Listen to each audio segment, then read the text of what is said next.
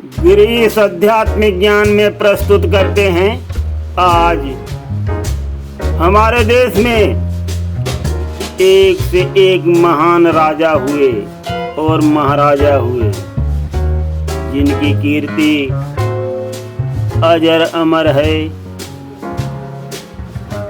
और सुनहरे इतिहास की गाथा गाई जा रही है।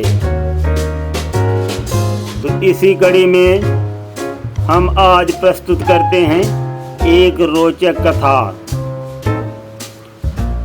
एक अत्यंत कुशल शासक राजा थे और अपनी जनता को बहुत प्यार करते थे। सबको सच्चा न्याय मिलता था। तो राजा साहब की बात दिल में हमेशा नाचा करती थी कि कहीं कुछ मैं गलत तो नहीं कर रहा हूँ। और वो अपनी जनता से समय समय पर पूछते भी रहते थे कि मैं कैसा शासन चला रहा हूँ, कोई दुखी तो नहीं है, किसी के साथ अन्याय तो नहीं हो रहा है। तो जनता का एक ही उत्तर मिलता था कि महाराज, आप अत्यंत न्यायप्रिय राजा हैं। तो राजा कभी कभी ये भी विचार करते थे कि कहीं प्रजा हमारे डर की वजह से तो नहीं कह रही है कि मैं अत्यंत कुशल और न्यायप्रिय राजा हूँ, प्रजा पालक हूँ। कहीं हमारी प्रजा में कुछ असंतोष तो नहीं है हमारे प्रति। तो वो बड़े बड़े विद्वानों से ही पूछते कि कहीं कुछ मैं गलत तो नहीं कर रहा हूँ। तो एक ही उत्तर मिलता था कि नहीं राजा साहब, आप गलत नहीं हैं। फिर एक दिन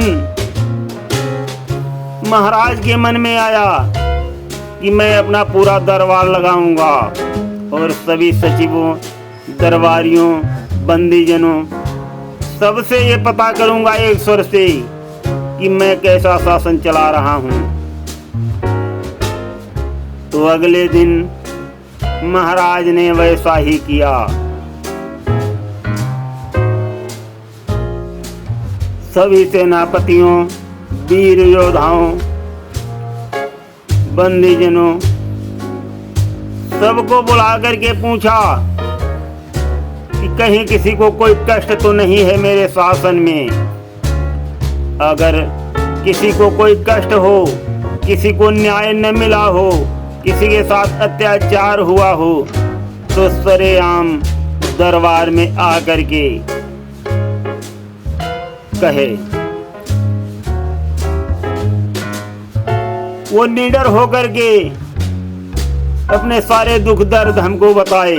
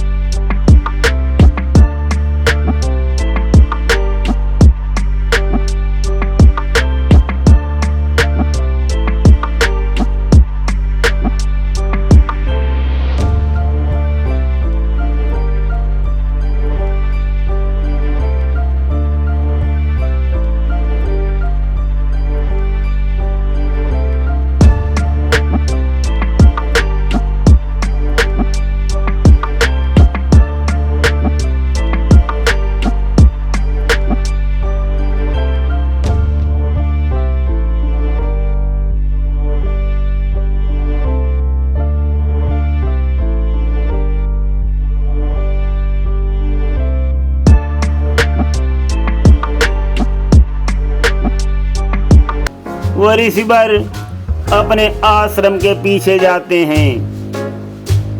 वहाँ एक गोदे का पेड़ खड़ा हुआ है। उसमें से 2 गोदे तोड़ करके महाराज के पास रखते हैं और कहते हैं कि हे राजन, पहले आप जलपान करिए, उसके बाद मैं आपके सारे गुण और दोष सत्य सत्य बताऊंगा। तो ऋषिवर की बातों को सुन करके महाराज उस गोदे के फल से थोड़ा फल तोड़ करके अपने मुख में रखते हैं। वो अत्यंत स्वादिष्ट और मीठा है।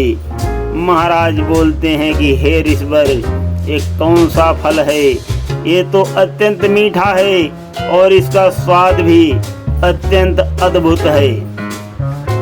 मैंने आज तक ऐसा कभी कोई फल नहीं खाया है। इस फल का क्या नाम है? तो ऋषिवर बोलते हैं कि हे राजन, आप अत्यंत गुणवान महाराज हैं और अत्यंत प्रजापालक और न्याय प्रिय राजा हैं। यही इस फल का नाम है। तो महाराज अत्यंत खुशी होकर के वहां से वापस आ जाते हैं और अगले दिन उनके मन में विचार आता है कि मैं उस ऋषिवर की परीक्षा लूंगा। तो उसने सच मुझसे बोला है अथवा उसने भी मेरे डर में मुझसे झूठ ही बोल दिया है। तो महाराज क्या करते हैं, अगले दिन से जनता के ऊपर कठोर अत्याचार करने लगते हैं और तरह तरह से आम जनता को प्रताड़ित करते हैं। तरह तरह के करों से जनता को दंडित करते हैं और लोगों का जीवन दुश्वार हो जाता है।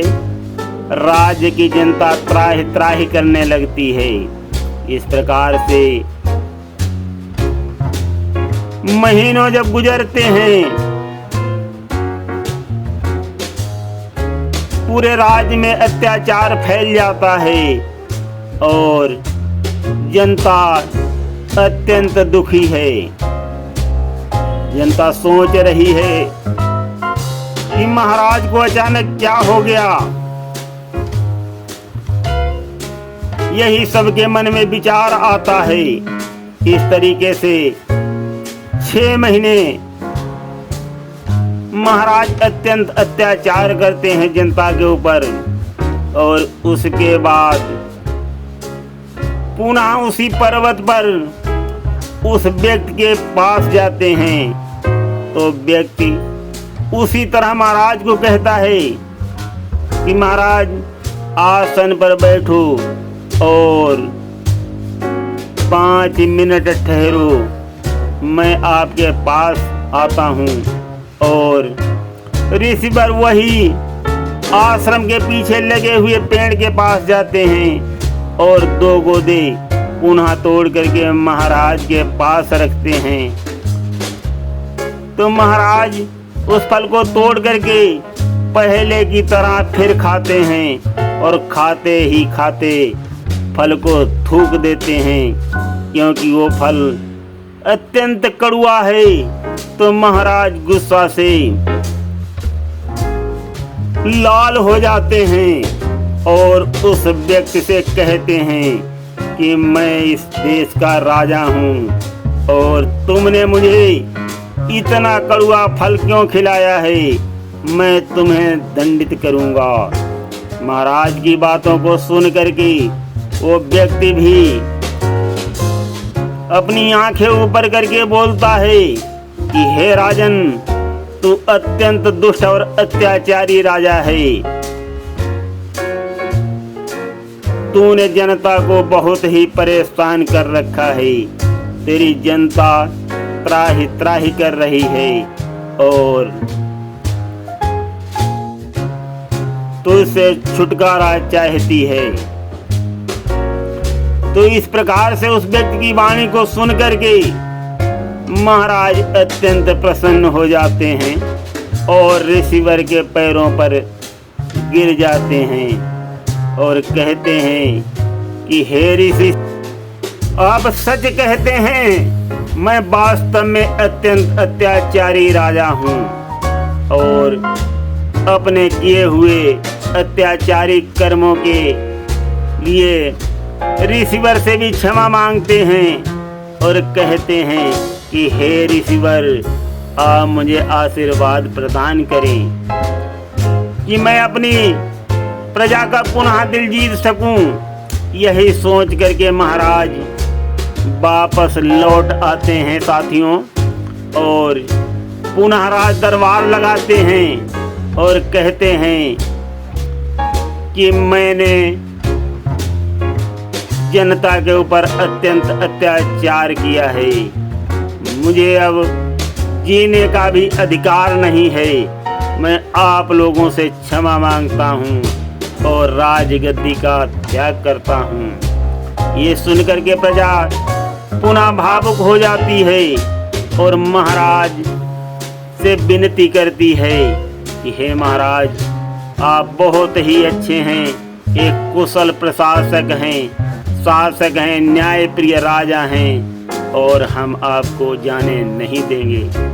तो इस प्रकार से जनता महाराज को विश्वास दिलाती है। महाराज अत्यंत प्रसन्न होते हैं और पुनः अपना राज्य संभाल करके जनता को खुश करते हैं। तो कहानी का मतलब ये है कि कुछ लोग जो है अपनी वाहवाही सुनने के लिए प्रयासरत रहते हैं, किंतु उसमें भलाई नहीं है। भलाई है जैसा महाराज ने अपने गुण और अवगुणों को पहचानने के लिए कर्म किए और उसी प्रकार से हमेशा हर इंसान को अपने गुण और अवगुणों की पहचान करते रहना चाहिए। साथियों, कहने का मतलब ये है कि गुण और दोष कभी छुपाए नहीं छुपते।